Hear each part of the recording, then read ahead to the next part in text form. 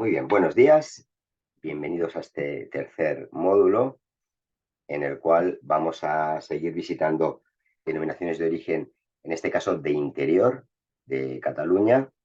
Ayer vimos las más costeras y tenemos dos módulos hoy y el lunes, porque mañana y el viernes no hay clase. Eh, pues hoy vamos a tratar las de interior más al norte y el lunes las de interior más al sur, más en la zona de Tarragona. Antes de nada, como lo primero, pues pedir disculpas sobre la clase de ayer, que fue, pues, la verdad, eran 37 o 35 imágenes, cuando normalmente las presentaciones son de en torno a 20 o menos de 20 imágenes. Entonces, bueno, tuve la impresión de que iba un poco rápido.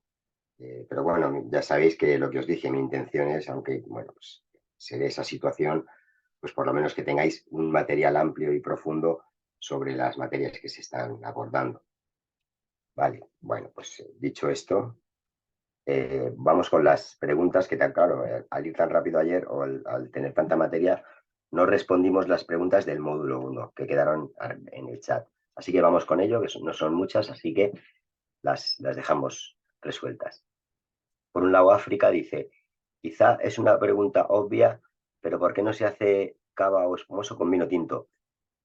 Esa creo que la respondí.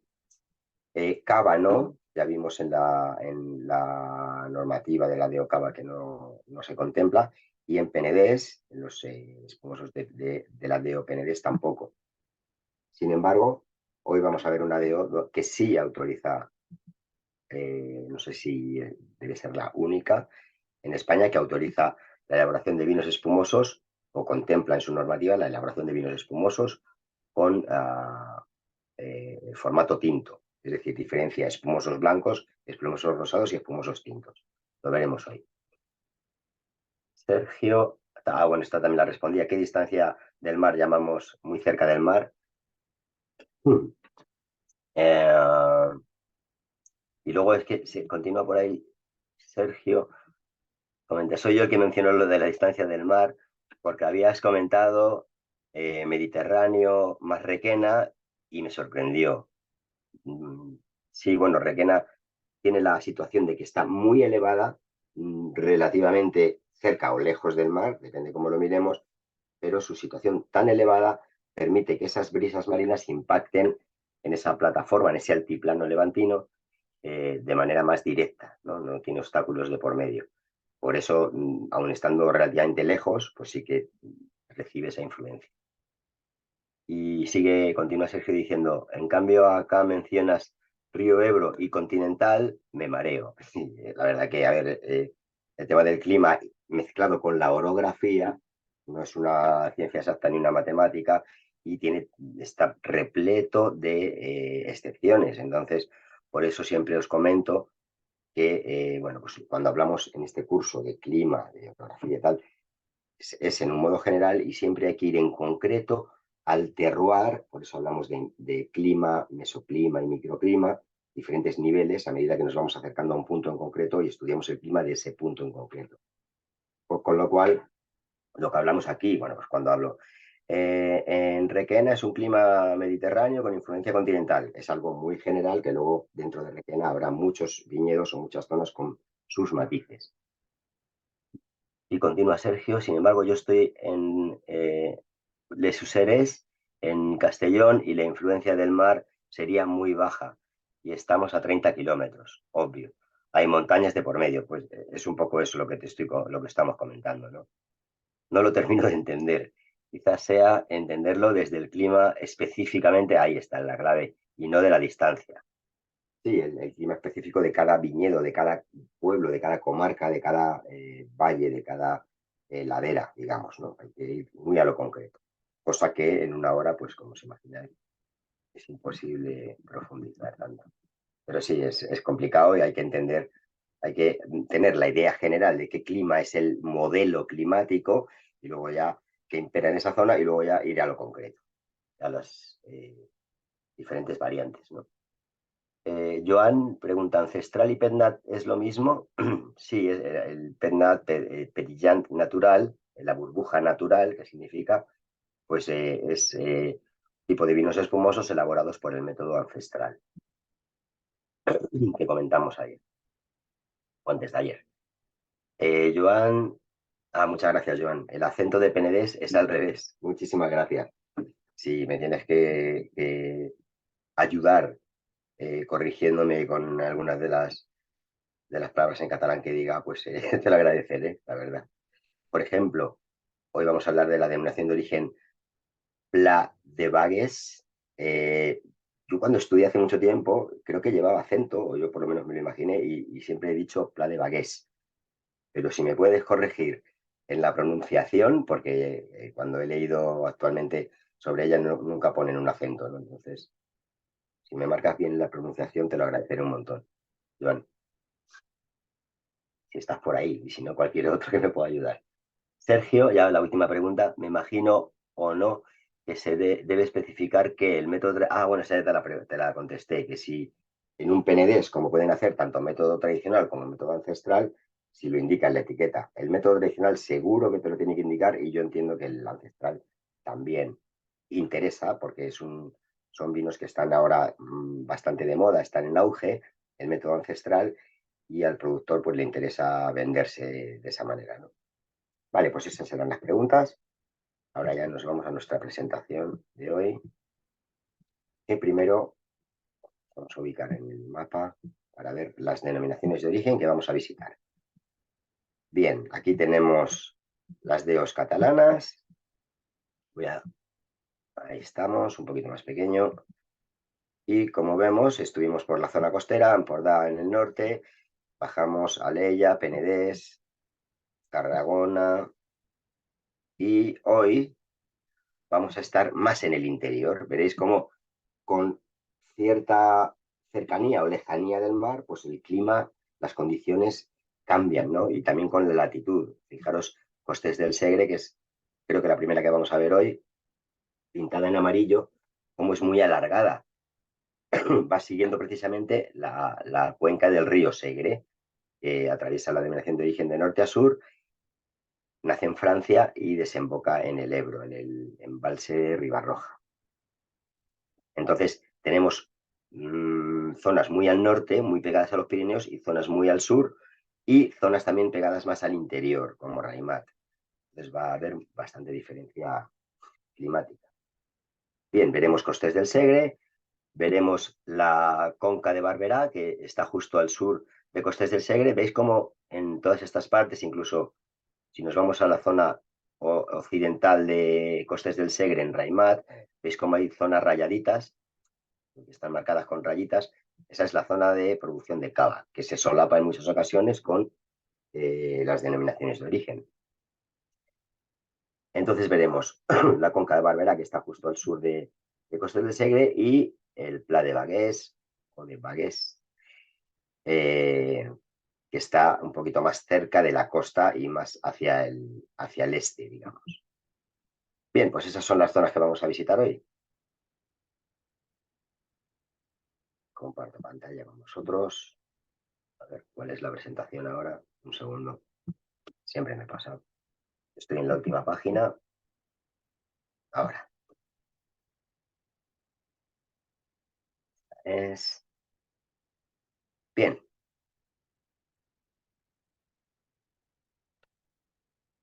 Pues vamos con estas tres denominaciones de origen. Ahí, mira, aquí la pongo con acento. En cuanto vea la respuesta de Joan, voy a mirar ahora en el chat y ya lo corrijo para enviároslo bien. Creo que el acento de Penedès, ahora consultaré cuando termine la clase con Paloma, por si acaso no os ha enviado las presentaciones, poder corregirlo a tiempo. A ver si Joan me ha contestado para poder corregirlo, y si no, lo miro luego.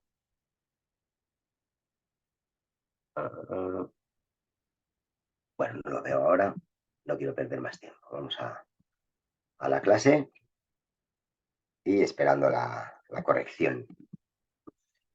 Bien, entonces comenzamos, como decía, con Costes del Segre.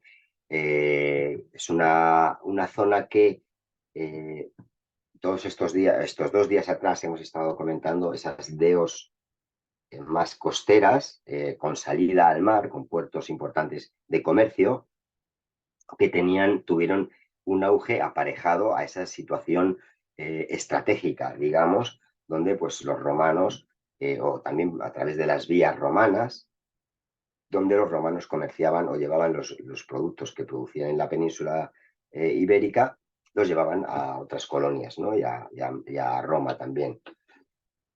Sin embargo, en la ubicación de interior sin salida al mar y sin la vía Augusta, por ejemplo, pasando lejos de la comarca de Costes del Segre, pues hace que no tuviera esa importancia en épocas pasadas en cuanto al auge de la viticultura, ¿no? Sin embargo, bueno, pues en el siglo XII, con la reconquista, la repoblación de territorios, se fundó o se construyó el monasterio de Poblet, importantísimo, que bueno, pues al final es ese centro neurálgico de una población ubicada en un lugar concreto, donde, bueno, pues esos monjes comienzan a enseñar el cultivo de la vid, a enseñar la elaboración de vinos y fomentando y ayudando a esa repoblación y a la generación de riqueza. Más tarde, con la llegada de la filoxera, pues a Cataluña llegó en torno a 1894, por ahí. En esta zona yo creo que por más o menos un poquito más tarde, por ser más de interior.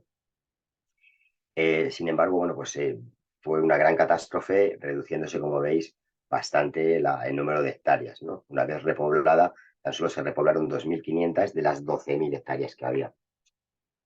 Y bueno, pues como hito histórico o hito importante de esta denominación de origen, es la primera DEO catalana, también por su cercanía en su intercambio comercial y cultural con Francia, pues fueron los primeros en llevar a Cataluña las variedades Chardonnay, Merlot y Cabernet Sauvignon. Finalmente, se proclama como denominación de origen, se gana el mérito, digamos, como para ser nombrada denominación de origen en el año 1986. Vamos con la zona, que hemos visto que era una zona muy extendida, como separada en diferentes núcleos. Esto forma parte un poco de la tradición, de la cultura, esos núcleos, esas zonas dentro de una comarca, donde bueno, pues, tenía especial importancia la vid, ¿no? No tiene por qué ser un todo homogéneo y grande, sino solo están identificados los terrenos más aptos y diferenciales para conseguir uvas de calidad, ¿no? Entonces, bueno, dentro de este mosaico, pues tenemos, como comentaba en la introducción, diferencias climáticas notables, también de orografía, pero todas marcadas un poco también por esa cuenca del río Segre y los pequeños ríos que le aportan agua, y también la influencia al norte del Pirineo, sobre todo las regiones más al norte, precisamente, como puede ser Pallars. Tenemos ahí el listado de las 7 subzonas, las enumero rápidamente. Pallars es una zona más al norte, veremos qué diferencias climáticas y de altitud también hay en Pallars. Justo al sur de Pallars tenemos Artesas del Segre. Más pequeñito al sur de Artesas del Segre, Urgel, con solo 3 municipios. Separada de todo ello hacia el oeste, tenemos la zona de Raimat, con un clima continental más marcado que el resto, al estar más en el interior. Segría, que se encuentra al norte de Raimat, con unas condiciones muy similares. El Val du Ricorb, que se encuentra al sur, y Garrigues, la zona de Garrigues, también en el extremo sur. Vamos a ver una por una un poco las condiciones y características que aportan. Generalizando, podemos decir que los suelos son de naturaleza calcárea, caliza y texturas arcillosas, bastante pobres en materia orgánica, salvo las partes más cercanas a la cuenca del Segre. Las zonas más al norte, que comentábamos hace un momento, como Pallars y Artesa, pues al final son zonas de mayor altitud, más al norte, con lo cual las temperaturas como os imaginaréis, pues van a ser más influenciadas por el Pirineo, ¿no? Temperaturas más frías, mayor altitud y latitud más al norte provocan esa situación de temperaturas medias más bajas que el resto de subzonas, ¿no? Y también tenemos mayor abundancia de lluvias. Normalmente, en esta época, final del verano o principio del otoño, se suelen dar, incluso durante el verano, frecuentes tormentas en toda esa zona del Prepirineo y en el Pirineo. Si nos vamos a la parte más occidental, esa parte que estaba como una isla en la parte occidental, pues tenemos un relieve con menor altitud, no son esas estribaciones de los Pirineos que se dan en Pallars y Artesa, sino que es un relieve algo más ondulado, como una especie de transición hacia el valle del Ebro. El Ebro el río Ebro pasa por el sur, ni siquiera toca la denominación de origen, está al sur de la DO, de la delimitación de la DO, y sabéis que el Ebro, y justo cuando está llegando a su desembocadura, forma un gran delta, un gran valle, ¿no? O numerosos valles, pero zonas más como una depresión, digamos, lo que se llama la depresión del Ebro. Entonces, esta zona de Raimat, digamos que es una zona no montañosa y tampoco de depresión, sino una zona más ondulada, intermedia. Sin embargo, pues tiene esa influencia de clima continental con extremos de temperaturas, lo que va a pasar también en Segría, que está pegadita también a Raimat. Vamos a tener veranos mucho más cálidos que las zonas costeras y inviernos también con heladas y con temperaturas bastante bajas. Como digo, Segría es un poco similar, lo único que la orografía es algo más llana, está más cerca de lo que es el llano de Lleida y bueno, pues en este caso el clima es bastante similar con ese condicionamiento continental, pero a una menor altitud. Y luego las dos zonas más al sur, pues tenemos zonas más secas ya dentro de la depresión del Ebro, digamos que ya no están cerca del río, pero forman parte de esa depresión. Entonces vamos a tener una zona más árida y también con temperaturas más cálidas. No vamos a tener esas heladas que tenemos o esas temperaturas tan frías de Raimat y Segría, pero bueno, pues, por efecto termorregulador del río, tenemos unos inviernos algo más suaves, pero en verano es una zona árida y muy cálida. Dentro de todas estas zonas, al final podemos hablar de que hay puntos en común, como es esa influencia más continental que mediterránea, podríamos decir, por al ubicarse la denominación de origen en un entorno pues bastante más, a ver si se me dio la presentación un momento ahora, en un entorno más en el interior, más cerrado también por montañas y por cadenas de colinas, y las abundantes nieblas de invierno también se van a dar con frecuencia. Eso va a aportar humedad cuando la planta está hibernando, esa humedad de las mañanas, de la niebla de la mañana, lo que va a hacer es impregnar el suelo y quedar como reserva, ¿no? Empapando el suelo, quedando como reserva para el futuro, cuando la planta despierte y lo vaya a necesitar. En el norte, como decíamos, en Pallars sobre todo y también en Artesa, esas temperaturas más frías durante el verano va a hacer que la maduración sea algo más lenta. Los vinos de Pallars y Artesa van a gozar de una acidez, por lo general, una acidez un poco más fresca, más elevada que las zonas más al sur, y esa maduración fenólica, esa maduración de las pieles de la uva lenta y pausada, va a ser mucho más positiva para la total generación de gama aromática en ese ollejo, en esa piel, y también para el redondeo, la polimerización de la mayor cantidad posible de polifenoles, de taninos, lo cual también va a redundar en mayor elegancia en los vinos, mayor suavidad. Uy, ¿qué no pasa?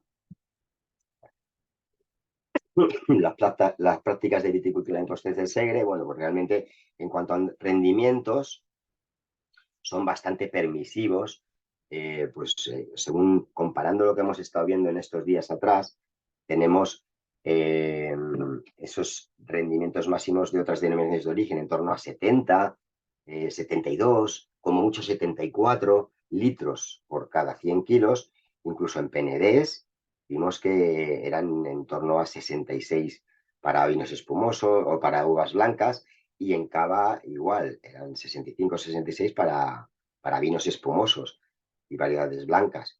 Con lo cual, bueno, pues aquí permiten sacar 10 litros más. ¿En qué se traduce esto? Bueno, pues estamos hablando de el prensado del vino, de las uvas, mejor dicho.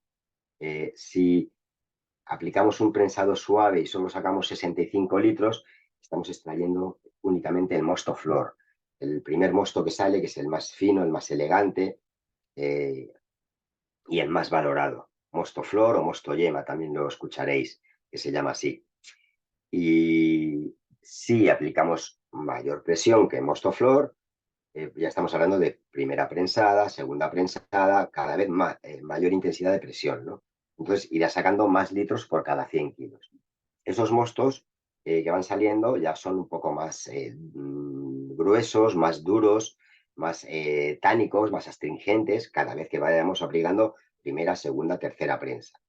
Con lo cual, normalmente ese proceso se hace en las bodegas, y lo ideal es que pues, con el mosto flor hagan una marca, un tipo de vino, su vino más elegante, más top, quizás, y luego con primeras, segundas y terceras prensadas, pues hacen otras gamas de vino o mezclan entre ellas para conseguir otras gamas de vino, ¿no? O incluso al mosto flor se le aplica un pequeño porcentaje de primera prensada para darle un poquito más de estructura al vino o más color quizás, ¿vale? Eso ya depende. Pero las denominaciones de origen establecen estos límites máximos por encima de los cuales los viticultores de esa zona determinada no pueden pasar. En este caso son bastante permisivos. Estoy seguro que la mayoría están en torno a los 70 litros, 72, por ahí. Pero tienen ese límite. Y en cuanto a los rendimientos por hectárea, pues también bastante permisivos, ¿no? No habíamos visto hasta ahora más que 12.000 kilos por hectárea para cava, para PNDs también, para uvas blancas. Y en este caso, el límite para ambas, blancas y tintas, está en 16.000, lo cual es un montón. Que estoy seguro que ninguno llega a eso, ¿no? Son cantidades de granel casi. Bien, por otro lado, en Costés del Segre tienen un firme compromiso con la sostenibilidad de los cultivos, sobre todo en el sentido del aprovechamiento racional de los recursos, agua, etcétera, la reducción de uso de químicos, de pesticidas en viñedo, la revitalización del suelo, es decir, hacer que el suelo vuelva a tener fauna, microorganismos que lo aireen, que lo nutran de alguna manera, ¿no? Y todas estas pautas, digamos que la denominación de origen Costes del Segre en este caso hace especial hincapié en los viticultores adheridos. Bien, en cuanto a variedades, ya hemos visto que en Cataluña tienen una gran cultura de variedades autóctonas y pues, variedades también conocidas como el tempranillo, que en Cataluña, casi todas las partes de Cataluña se llama ojo de liebre, ull de liebre. Perdón. Como veis, Costés del Segre diferencia entre variedades recomendadas o principales y las autorizadas, ¿no? Entonces se establece a diferentes niveles de vinos en función de si utilizas solo recomendadas o utilizas también autorizadas. En cuanto a las variedades, poco más. Simplemente, bueno, pues tras la filoxera, como veis, se transformó bastante el viñedo, costó bastante reconstruirlo, como hemos visto, y aparte se perdieron variedades autóctonas de la zona, como la Pinoso o la Sansón. En su lugar, pues se plantaron variedades que resistían mejor a las plagas o que eran más productivas, como Macabeo, Monastrell, Trepat y Sumón. de ambas, de Trepat y Sumoy, hablaremos a continuación en las siguientes denominaciones de origen.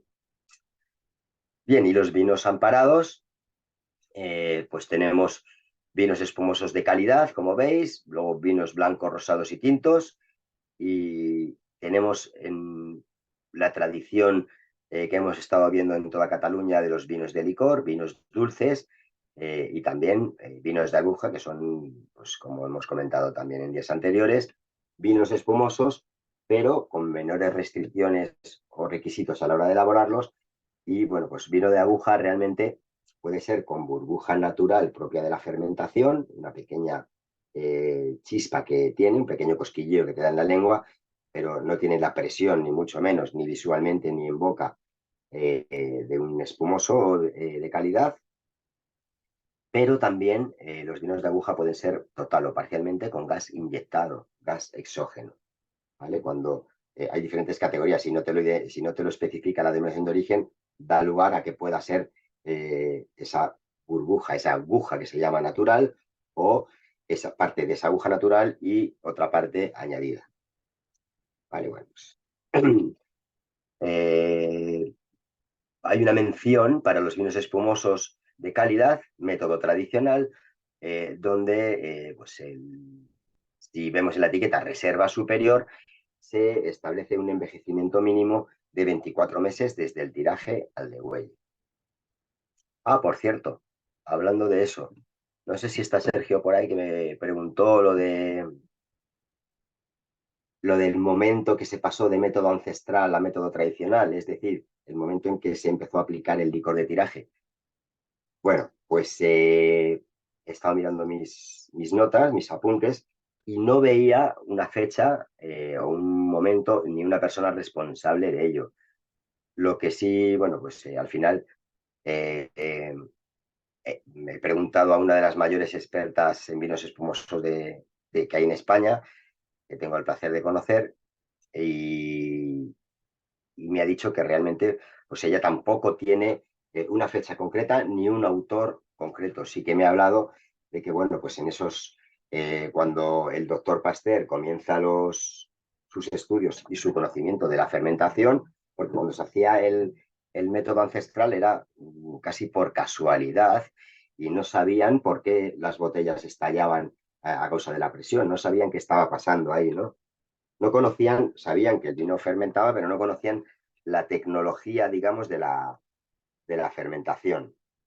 Entonces, pues eso no ocurrió hasta que el doctor Pasteur, pues lo tengo aquí, en 1857, inicia sus trabajos para descubrir cómo funciona la fermentación, a través de las levaduras, etcétera, ¿no? Entonces podemos hablar de ese siglo XIX, mitad del siglo XIX, o segunda mitad del siglo XIX, cuando comienza a añadirse el licor de tiraje a las cavas, a los vinos espumosos. Bien, pues vamos con... A ver si Joan me ha contestado por ahí, si está Joan. Me ha dicho cómo se pronuncia Pla de Bagues o Pla de Bagues. Me parece que no está Joan, no sé. Bueno, si estás por ahí mejor, si abres micro, salimos de dudas. O Carlos o alguno que sepa catalán, que de habla catalana, pues si me puede ayudar con esto, No sé os si lo se agradeceré oye. en el alma. Bien, vamos con la historia, que bueno, pues esta zona cercana a Barcelona, Hola, no sé si se oye. el municipio de Manresa, tiene una larga tradición, una larga historia, y ya, bueno, pues desde el siglo X ya era una zona reconocida con prestigio en la producción de vinos. Más a lo que hay que sumar o sea, la acción de los monjes, como siempre, en San Benet de Bages. Bueno, pues también fueron esos impulsores, esos actores necesarios para el desarrollo vitivinícola en zonas determinadas, en este caso en Manresa. Y luego, bueno, pues posteriormente, hablamos ya del siglo XIV, pues Manresa siguió teniendo o creció en importancia, y bueno, pues se establecieron determinadas ordenanzas y normativas reales dando preeminencia o preponderancia al municipio como principal motor de la viticultura y la enología y el comercio de vinos en todo el noreste de España, ¿no? Manresa llegó a ser un punto neurálgico en cuanto al cultivo de la vid.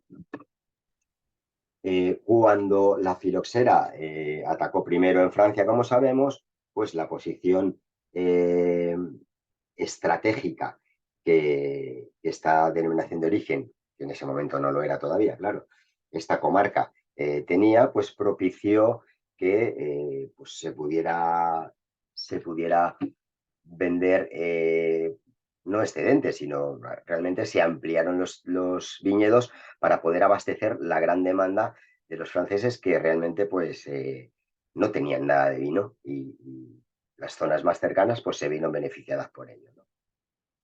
Todo ello acabó en 1892 cuando la filoxera llega a estas tierras. Esta denominación de origen vemos que estaba, en comparación con Costés del Segre, que acabamos de ver, está más cerca de la costa, con lo cual la filoxera entró por Gerona y llegó antes aquí que a Costés del Segre. Si aquí fue en 1892, en Costés del Segre, pues calculo que sería 1894, 95, por ahí. Y bueno, pues 103 años más tarde, la zona de Pla de Baques se reconoce como denominación de origen. El área geográfica, pues tenemos la provincia de Barcelona que engloba a 27 municipios. Esta sí es una zona, digamos, homogénea en cuanto a que no son territorios dispersos, sino que se cubre un área en concreto en torno, como veis, a la población de Manresa. La zona se sitúa rodeada de montes, de parajes y bosques, y sobre todo, bueno, pues esas formaciones montañosas como Montserrat están muy próximas a Barcelona y que también, pues aparte de aportar un paisaje maravilloso, pues también van a influenciar, porque también vamos a tener viñedos cerquita o en las laderas. Van a influenciar el desarrollo de la vid en esas zonas a mayor o menor altitud. Estamos en el margen oriental o margen norte del sur, es decir, entre el Pirineo y el Ebro, ¿no? Al igual que Costes del Segre y Conca de Barberá, que veremos a continuación. Y como decía, bueno, pues podemos encontrar viñedos desde los 200 metros en zonas más llanas a los viñedos ubicados en laderas que pueden llegar hasta los 1.200 metros. Y los suelos van a cambiar en función de eso, de esas diferentes ubicaciones. En general, al igual que en Costes del Segre, la naturaleza es caliza, con bastante presencia de roca arenística, que es una roca de conglomerados de diferentes partículas de otros minerales o de otras rocas, y todo eso se ha ido depositando desde las laderas hasta pues los valles y sobre todo pues las cuencas del río Llobregat y su afluente, el Cardener. Ahí vamos a tener todos esos depósitos que caen de las laderas y materiales más pequeños como algunos puntos muy interesantes, algunos terroirs muy interesantes con gran presencia de gravas. Son suelos de buena profundidad, sobre todo en las zonas bajas, en las zonas de laderas no tanto, y por tanto, al tener texturas diferentes, arenas, arcillas, algo de gravas, algo de piedra también, pues hace que sean, aparte de profundos, bastante bien drenados y muy bien aireados, ¿no? Encontramos sobre todo más arcilla en la parte baja, las partes cercanas, como decíamos, a la cuenca de los ríos, y partes más bajas y texturas un poco más gruesas, más de piedra, etcétera, y guijarros en zonas más elevadas, cercanas, bueno, en esas laderas de Montserrat. Y suelos más pobres en las partes elevadas y más ricos en nutrientes en esas arcillas que veis en el dibujo, ¿no? Esas arcillas rojas. Podemos hablar de un entorno de media montaña, como decía, pues con bastante vegetación, bastante monte, y bueno, pues un clima marcado por esas diferentes altitudes que, bueno, pues pueden, uy, perdón, he pasado, que pueden marcar bastante la diferenciación de los terroirs. En cuanto a, bueno, pues toda esa área de bosques que rodean los viñedos, es una zona muy, muy rural, muy bonita. Eso también va a influenciar en la personalidad de los vinos. Esos aromas vamos a encontrar de Montebajo balsámicos en variedades como la Sumoy, por ejemplo, pues son muy, o la Picapol blanco, pues son muy característicos de esta zona de Pla de Baix. El clima, pues si recordáis así un poco las temperaturas que hemos visto en las regiones costeras, las temperaturas medias estaban más en torno a los 14. Aquí vamos a tener temperaturas un pelín más bajas debido a que estamos más hacia el interior.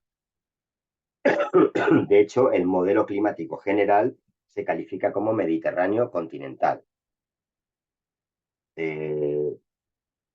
¿Más mediterráneo o más continental? Bueno, pues va a depender también en función del año, de la añada. Habrá añadas con mayor influencia continental por temperaturas más extremas o más mediterráneo con temperaturas más suaves y clima más seco, quizás. Sin embargo, bueno, pues volvemos un poco a lo que comentábamos con Sergio al principio. Es como muy general decir Mediterráneo continental. Así te cubre las espaldas, ¿no? Pues abarcas todo. Sin embargo, bueno, pues se puede hablar de las zonas más orientales con un clima más mediterráneo, con influencia continental, y las zonas más del interior y a mayor altitud, con un clima más continental y con cierta influencia mediterránea. Aunque si están, obviamente, los viñedos en la vertiente de poniente de Montserrat, pues ahí la influencia mediterránea va a ser bastante más limitada, como podréis entender, ¿no? Porque al final Montserrat actúa como una barrera frente a la influencia mediterránea. Podemos diferenciar un poco también clima húmedo en el noroeste, perdón, noreste, y subhúmedo en el resto, ¿no?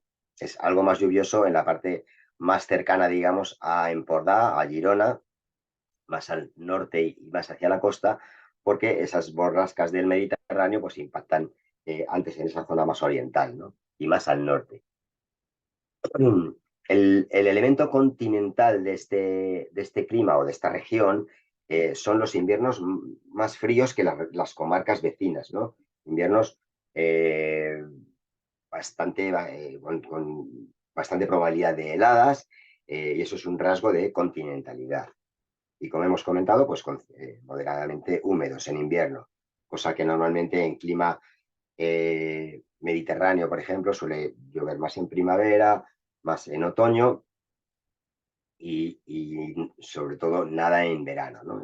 Y en este caso, pues tenemos inviernos también con una humedad moderada. Ya veis que tenemos de los 500 milímetros al año en casi toda la DO y 700 más al norte, 700 milímetros de agua de lluvia al año en la zona norte, como decíamos, donde impactan primero esas borrascas, ¿no? Y bueno, pues en cuanto al el régimen de temperaturas en verano, van a ser más extremas, más tipo continental, calurosas y con periodo seco, con escasez de lluvias, salvo esas tormentas que comentamos del Prepirineo que pueden alcanzar a final de verano o en otoño a estas zonas, ¿no? Esas tormentas son bastante destructivas, por cierto, porque al fin y al cabo es un agua torrencial que no empapa de la tierra, que suele correr por torrentes y se pierde, y aparte, pues al caer fuerte, nos puede dañar esas uvas que ya están maduras a punto de recoger, las puede dañar, y eso en el peor de los casos. Y en el mejor de los casos, lo que va a hacer es engordar esas uvas de agua, con lo cual se va a perder concentración de azúcares y por tanto de calidad también. ¿Alguna duda? ¿Voy muy rápido? ¿Todo bien? Prácticas de viticultura, aquí vuelven a ser algo más moderados en cuanto a los rendimientos en prensa, 70 litros por cada 100 kilos es lo habitual, una densidad de plantación bastante alta, entre 2.500 y 4.500, es decir, plantas muy juntitas. Esto significa que fomentan el cultivo en espaldera que da para tener una densidad de plantación más amplia, ¿no? De pues, muchas cepas por hectárea, ¿no? Porque se pueden plantar más juntitas. Y lo que nos interesa en cuanto a las variedades, pues como veis aquí hay una lista bastante moderada o varias listas, también diferencian entre autorizadas o recomendadas, perdón, entre principales recomendadas o autorizadas y dando especial importancia, especial hincapié a las dos variedades consideradas autóctonas, como son el picapoll blanco y el sumol tinto. El picapol blanco, como veis, bueno, pues una variedad con esos aromas que comentaba antes, esos aromas embebidos por el entorno que muestran esas notas de espliego, lavanda, hierbas aromáticas de monte, ¿no? Es una variedad, al igual que la sumol, bastante tardía, con lo cual necesita zonas bien soleadas, tardía de maduración me refiero, necesita zonas soleadas y son complicadas de madurar. En el caso de la sumoy, por ejemplo, pues es una variedad que tiene mucho tanino, muchos polifenoles, aunque tiene poco color, curiosamente, antocianos tiene pocos, pero tanino tiene bastante. Entonces hay que intentar esa maduración tardía que tiene, que se complete, porque si no, al final se va a traducir en un tanino verde, un tanino sin hacer, sin redondear, un tanino más vegetal y menos frutal. Entonces tiene sus dificultades, pero es una variedad que, bueno, pues la verdad que tiene, hay registros desde antes de la filoxera, de esta variedad en la zona, pero bueno, siempre con el boom del cava se arrancaron también bastantes cepas de sumol, aunque en la actualidad pues está recuperando. Veis de nuevo esos aromas varietales propios de esta variedad autóctona, esas notas de bosque, de piña me refiero a piña de pino o resina de pino, mejor dicho, bayas de enebro, esas notas muy expectorantes, muy mentoladas, ¿no? Balsámicas. Es muy interesante aromáticamente. Se recuerda mucho, y algunos autores la comparan con la variedad Nebbiolo italiana.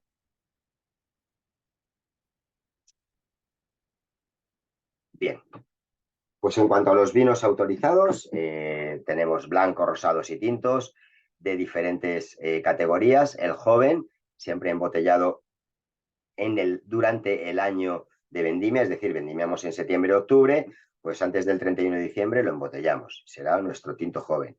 Y el nuevo normalmente se embotella en la tercera, cuarta semana de noviembre. De cada denominación de origen establece una fecha para embotellar en función de que queramos poner en la etiqueta joven o nuevo.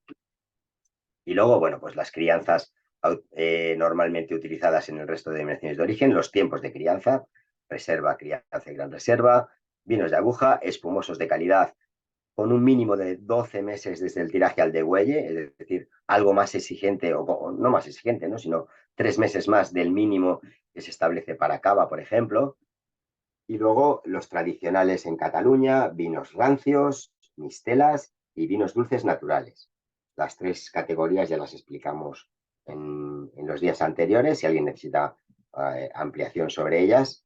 Pero como veis, por ejemplo, en la mistela solo utilizan ese mosto flor, ese primer mosto que sale de la prensa cuando aún no se ha prensado, sino simplemente por gravedad, por presión de unas uvas sobre otras va surgiendo un mosto.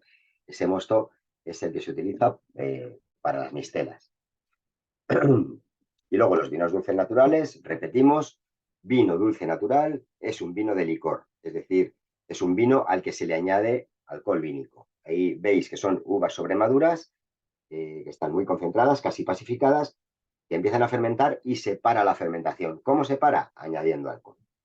¿Vale? Entonces ya ese producto de esa unión de alcohol y mosto, o alcohol y vino, mejor dicho, lo que hacemos es ponerlo en barricas para que se ensamblen, para que se unan, se conjunten y posteriormente se embotellarán. ¿Alguna duda sobre lo que hemos visto hasta el momento antes de pasar a Conca Barberá?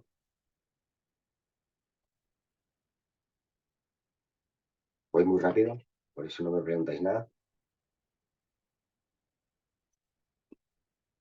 Bueno, espero que todo bien. Ahora leeré vuestros comentarios. Todo Bueno, bien. me alegro. Muchísimas gracias. Bien, pues aquí en la Conca de Barberá, la conca es como también una depresión. Ya nos está hablando un poco del relieve donde se van a situar los viñedos. Bueno, pues en esta conca, desde también épocas muy antiguas, prerromanas, ahí tenemos datos del siglo III a.C., de un yacimiento donde primero estuvieron los íberos y después llegaron los romanos. Bueno, pues al final, en estos núcleos, en este núcleo en concreto, se han descubierto ánforas romanas que utilizaban para el transporte de vinos. Es decir, esta zona era una zona de paso o de carga de vinos para llevar a los barcos y a las diferentes colonias, ¿no? Con lo cual ya estamos hablando de bastante importancia en la zona vitivinícolamente hablando desde tiempos inmemoriales, ¿no? Damos un salto y tras la época musulmana de la península se empieza a reconquistar de norte a sur y bueno, pues estas tierras se colonizan rápidamente por su riqueza y por su amplia tradición, ya había infraestructuras, digamos, y bueno, pues al final comienza el impulso que por supuesto siempre ha venido aparejado del conocimiento que aportaban esos monjes, en este caso, pues de las órdenes del Temple y del Cister, monjes cistercienses que se instalaron en el que ya hemos comentado, monasterio de Poblet. Ya vemos que de la importancia de este monasterio no solo en la comarca, sino en varias comarcas circundantes, ¿no? Llegó a tener una gran extensión de posesiones vitivinícolas. Si saltamos al siglo XVIII, bueno, pues ya el único o principal motor de la economía en la zona era la viticultura y las exportaciones de productos vitivinícolas. En Conca de Barberá, debido a esta gran tradición, pues al final podemos decir que son los pioneros en España en agruparse en cooperativas. Una cooperativa es una unión de viticultores de la misma comarca, de pueblos circundantes, pueblos cercanos, pueblos vecinos, que se unen para unir fuerzas. Es decir, todos tenemos pequeños viñeditos, bueno, pues vamos a coger las uvas todos, las llevamos a unas instalaciones comunes que son de todos y allí se elabora el vino que es de todos y luego lo venden y reparten los beneficios entre todos. Ese es un poco el concepto de cooperativa, ¿no? Pues la primera cooperativa de España fue en este territorio y como veis, pues en 1903, hace ya 120 años, básicamente. Nada más y nada menos. El área geográfica, 17 municipios al oeste de Tarragona, es decir, en el interior de Tarragona. Ayer vimos la DO Tarragona, que incluía zonas de interior y zonas de costa. Aquí estamos en una denominación de origen más de interior. Está ubicada dentro de la llamada Ruta del Cister, lo que ya nos está dando pie a pensar esa gran importancia, no solo tradición, sino gran importancia, porque cuando se establecía una ruta que pasaba por una zona determinada es porque esa zona determinada merecía la pena, ¿no? Tenía productos para comprar, para vender, y era interesante que las rutas y las vías pasasen por esas zonas importantes, obviamente, ¿no? Los espacios naturales, al igual que hemos visto en Pla de Bagués, tenemos los viñedos rodeados de parques naturales, protegidos, por supuesto, y todo ese entorno natural también imprime personalidad finalmente a los vinos, ¿no? Esa es la magia de la enología, poder transmitir un paisaje, y si el paisaje es espectacular, pues y conseguimos esa transmisión, pues el resultado, el vino, tiene que ser también igualmente espectacular. Tenemos el Parque Natural de Poblet y otros espacios naturales como las sierras, Sierra de Miramar y las montañas de Prades principalmente, que al final bordean la conca que era esa depresión, que es donde ubican los viñedos, esa zona que estáis viendo, está rodeada de montañas, ¿no? Entonces está, de alguna manera, protegida tanto de influencia mediterránea como de vientos fríos del norte que vienen del Pirineo, y bueno, pues al final va a hacer que sea una zona un poco menos lluviosa por ese encajonamiento entre sierras que tiene. Pero bueno, vamos a ver cómo, de alguna manera, vamos a ver a continuación cómo el clima mediterráneo es capaz de abrirse paso por esa montaña, montañas de Prades y por la Sierra de Miramar. Bien, en cuanto a los suelos, estamos hablando de esa zona llana, esa zona de depresión, esa zona de valles que están en esa parte norte del río Ebro. Esta denominación de origen está un poquito más cerca del río Ebro, de la depresión del Ebro, que lo que estaban Costes del Segre o Pla de Vallès. Estos ríos pues han ido modelando el terreno, han ido depositando materias y también desde las laderas de las montañas se van erosionando materiales que a lo largo de cientos de años se van depositando en esas zonas más bajas, en los valles, en esas cuencas geográficas. Podemos diferenciar diferentes terroirs o diferentes enclaves donde principalmente se encuentran los viñedos.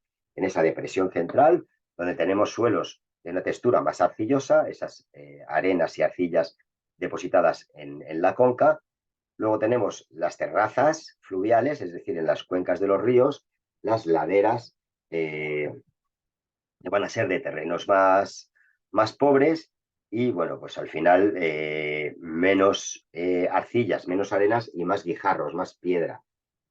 Y luego en la zona sureste, que bueno, es una zona más también montañosa, con pizarras y licorela, que es un tipo de pizarra propia de algunas partes de Cataluña, que a los vinos les aporta cierta mineralidad, cierta intensidad de color, y bueno, no deja de ser la pizarra o suelos muy pobres, donde la raíz de la planta tiene que luchar, tiene que esforzarse para penetrar entre las grietas de los afloramientos de pizarra y al final pues eso redunda en una planta más fuerte y que busca los nutrientes en ese terreno tan pobre y acaba encontrándolos para dar uvas de calidad.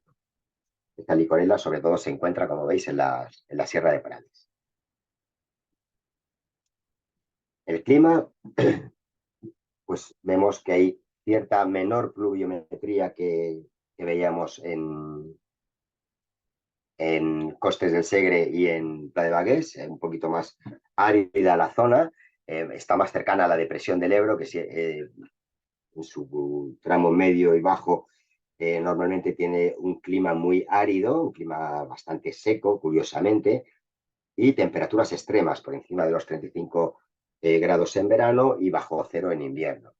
El modelo general pues está en esa transición, como todas las zonas que estamos viendo hoy, en esa transición mediterráneo-continental. Va a depender un poco del clima de cada año, las condiciones climáticas de cada año.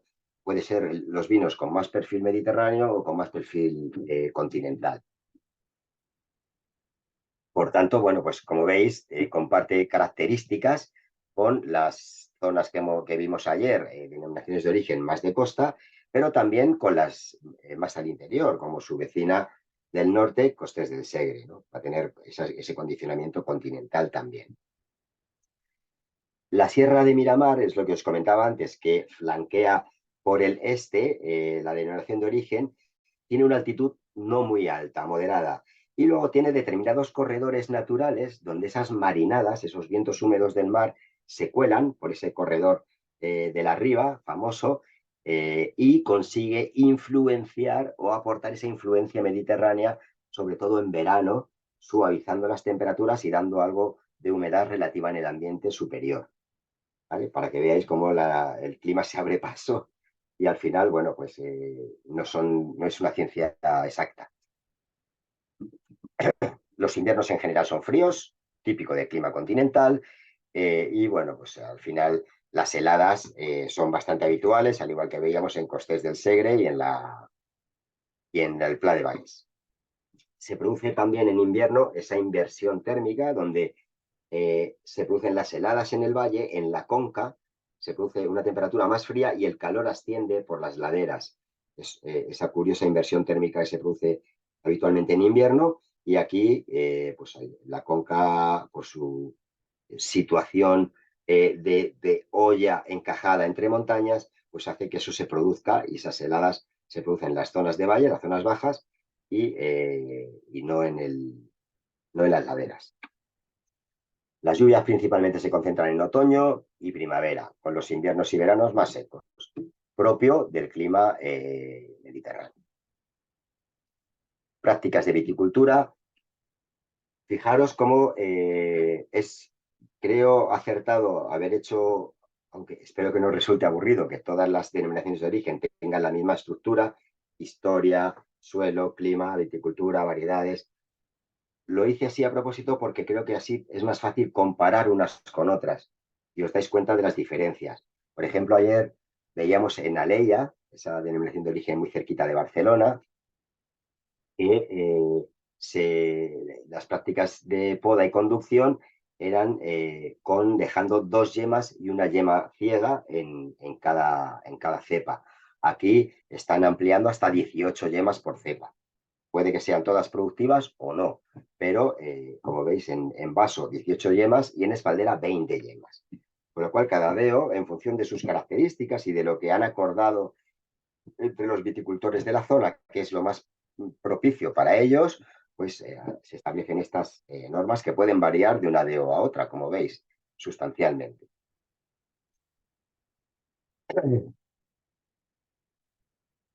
En cuanto a variedades, aquí tenéis, en Conca Barberá no diferencian entre principales y autorizadas, tienen dos listas abiertas, digamos, donde, bueno, pues tenemos los dos moscateles, tenemos la Sumol blanco, que nada tiene que ver con la Sumol tinto. Sumol blanco y Sumol tinto solo comparten el nombre, comparten, bueno, que tienen el ciclo largo. Sin embargo, bueno, la Sumol blanco produce bastante alcohol y la Sumol tinto le cuesta bastante producir, tiene una graduación moderada, pero genéticamente no tiene nada que ver. Perdón. Y luego la reina es la variedad Trepat, es la variedad autóctona de la Conca Barberá, una variedad que también era predominante en la época prefiloxérica, sin embargo, bueno, pues la reconstrucción tampoco se plantó demasiado, no se le dio tanta importancia, comenzaron a plantarse más variedades para elaborar vinos espumosos y, sin embargo, se mantuvo y se injertó en bastantes zonas aquí en la Conca Barberá, en el resto de Cataluña no tanto, y bueno, pues al final es una variedad con mucha personalidad, algo rústica, pero bueno, es una variedad que aporta una tonalidad media, pero unos aromas frutales y herbales con una nota mineral bastante interesantes y con mucha personalidad. También la Trepat está autorizada en la DEO Cava para elaborar vinos tintos, perdón, para elaborar vinos espumosos.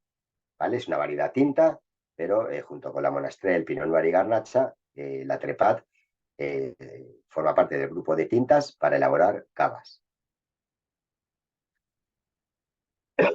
Y en cuanto a los vinos autorizados, bueno, pues aquí tenéis, como siempre, los diferentes tipos de blancos, rosados, tintos, con sus diferentes tiempos de crianza. Y aquí lo curioso es lo que comentaba antes respecto a la pregunta de África. Aquí en el pliego de condiciones de la DEO Conca Barberá diferencian entre espumosos elaborados por el método tradicional, tanto blancos, rosados como tintos. ¿Vale? Entonces, bueno, pues que yo sepa, es la única DEO en España que hace o que autoriza vinos espumosos tintos. Yo he probado espumosos tintos, pero sin DEO, ¿vale? En este caso, con Caberberá sí lo admite. Y su reserva superior, la mención en etiqueta de reserva superior, supone un periodo o te garantiza que ese vino ha estado más de 24 meses en crianza sobre sus lías, es decir, desde el tiraje al degüelle. Y luego, pues los tradicionales en Cataluña, vinos rancios, mistelas y vinos dulces naturales. Pues con estas variedades, con esa garnacha, con ese monastrell, con el Sansón, no tanto, el Sansón es la cariñena o mazuela que conocemos, pero los vinos dulces naturales se suelen hacer sobre todo con garnacha tinta, con ese monastrell, con chumoy, con trepat, y luego en blancas, pues con los moscateles y con aquí no tienen la subida parent, no, no la tienen. Con garnacha blanca también hacen vinos dulces naturales. Muy bien, pues hasta aquí la clase de hoy. Si alguien quiere abrir micro y preguntar alguna cosita, vamos a ver, me da tiempo a ver. Lo que pasa es que tengo la configuración un poco rara hoy. Aquí me sale el chat. Qué raro. A ver, voy a leer alguna pregunta que tengáis.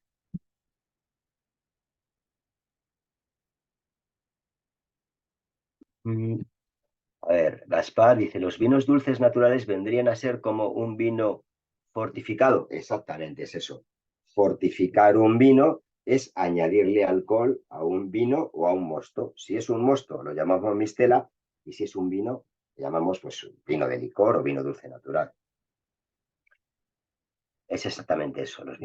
Fortificar un vino es añadirle alcohol, hacerlo más fuerte que alcohol. A ver, que me salta al principio, no sé por qué. A ver. ¿Alguien quiere abrir micro y preguntar algo mientras voy leyendo más preguntas? Isabel y Sebastián tienen problemas de conexión, espero que se haya solucionado. Dos de mis fieles alumnos. Hay muchos, he visto los nombres y muchos de vosotros venís de otros cursos, lo cual me encanta y lo agradezco un montón. Y me motiva también.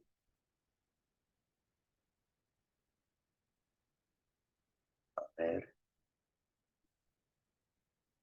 Respecto a la pregunta aquella del método ancestral y método tradicional que hizo Sergio, la experta a la que he consultado sobre el tema del licor de tiraje, me ha pasado unas fotos por WhatsApp con fechas e hitos históricos de la evolución del vino espumoso, lo cual pues se lo pasaría a Paloma para que os lo haga llegar. Me la ha enviado tipo foto de WhatsApp, pero bueno, igualmente creo que os puede valer. A ver, pues en el chat yo no veo más cositas. Voy a ver ahora en las últimas si habéis preguntado algo más. Sí. A ver, Javier, no es fácil encontrarse estas DO en tiendas que no sean muy especializadas. Ya.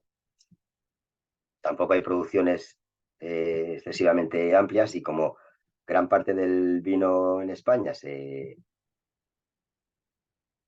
exporta, pues al final llega poco. A ver, Gregorio, muy interesante estas denominaciones de origen. Lástima que no sea fácil probar sus vinos en otras regiones. Sí, comentas lo mismo, ya.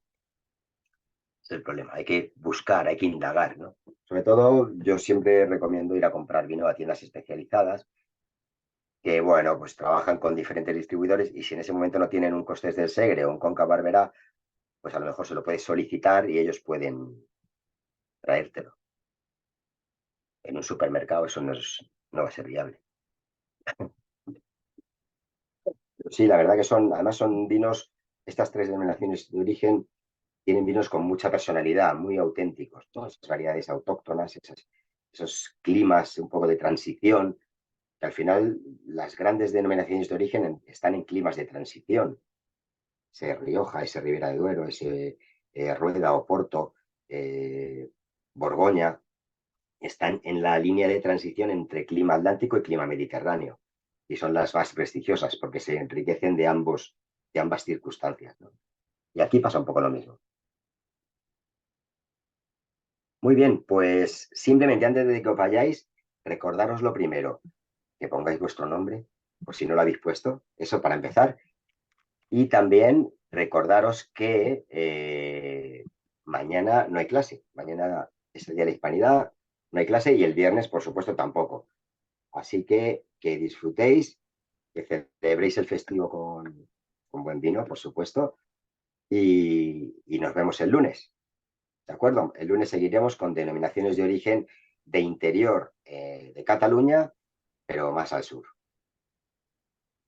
¿vale? Creo que había algún... Rael, Sí, sí, una pregunta. dime. Que igual tú la sabes. Torres tiene excelentes vinos en distintas denominaciones de origen de Cataluña y fuera de Cataluña. Sí, Pero, por ejemplo, en Costers del Segre, el vino que más me parece más representativo es uno de Torres, que es el Purgatori, y en Conca de Barberà tienen el Grans Muralles, que es uno de los vinos más caros de Torres. sí. Esto, pero ¿se elaboran allí o se elaboran en la bodega central y lo único que hacen es llevar las uvas desde Costers o desde Pla de Barberà o desde Conca de Barberà? Pues se me escapa, se me escapa. Yo entiendo que una empresa como Torres tendrá instalaciones, por pequeñas o medianas que sean, cerca de los viñedos, pero no descarto que desplacen la uva también, que no es lo ideal, ¿no? Pero Torres tiene infraestructura, camiones frigoríficos donde pueden llevar la uva perfectamente sin dañarla a kilómetros y sin problema. La verdad que no conozco si tienen instalaciones de elaboración en las áreas de Costers, de Conca Barberá, no lo desconozco, la verdad, Vale, gracias. lo siento. Pero bueno, una empresa como Torres puede construir instalaciones de elaboración en la zona de producción o utilizar sus camiones de alta tecnología refrigerados y donde la uva no va a sufrir, sino todo lo contrario, y transportarlo 20, 30, 50 kilómetros o los que sean necesarios. Hombre, capacidad financiera desde luego tiene Por eso, para hacerlo, por pero eso te vamos, digo. siempre me ha resultado chocante un poco eso, ¿no? Porque como tiene vinos en diferentes, bueno, en Priorato, en Penedés, en Conca, en Sí. Costers, pues no sabía si era así. Yo creo que tendrán en cada punto un centro de elaboración, porque al fin y al cabo también tienen contratos con diferentes viticultores en Costers, por ejemplo.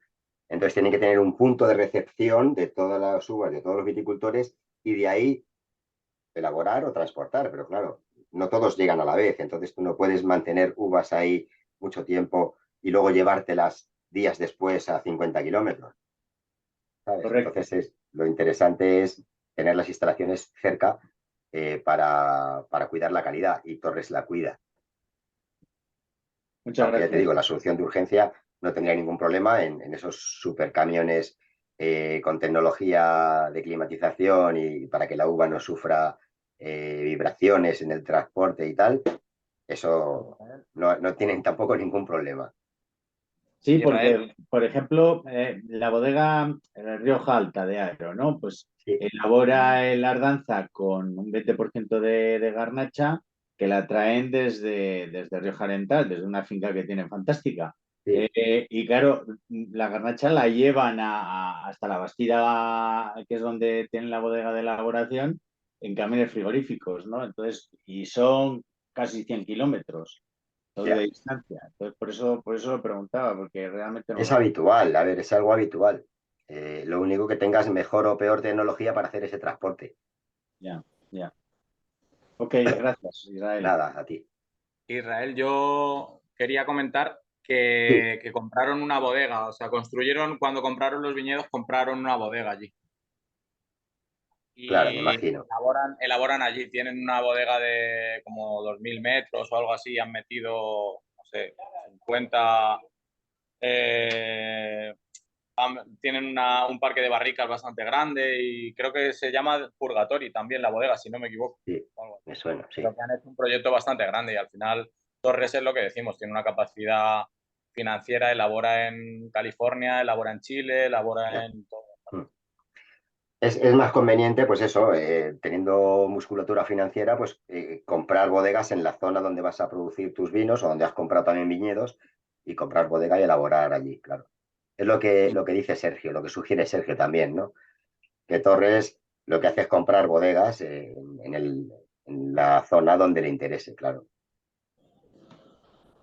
Pero quizá para algún vino concreto, pues lo que también comentábamos, pues hay un porcentaje de uvas que cogemos de otra zona y esas uvas sí se transportan a la central o a la bodega central. Y es una práctica habitual, muy habitual en muchas bodegas. O sea que, pues Torres tiene la opción con facilidad de poder comprar bodegas en las zonas donde le interese, como decís.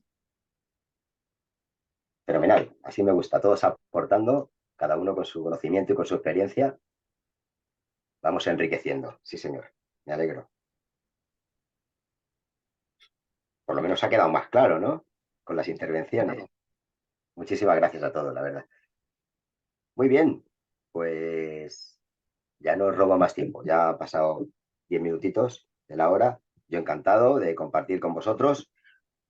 Y nada, estos días, lo dicho, a brindar con buen vino, quien le toque trabajar, a trabajar, y quien le toque descansar, pues que lo haga con todas las consecuencias. Y el lunes nos vemos. Así que nada, muchas gracias por la asistencia de hoy, por el tiempo extra también, que lo valoro un montón, y que tengáis un buen día y un buen fin de semana. Muchas gracias, sommelier.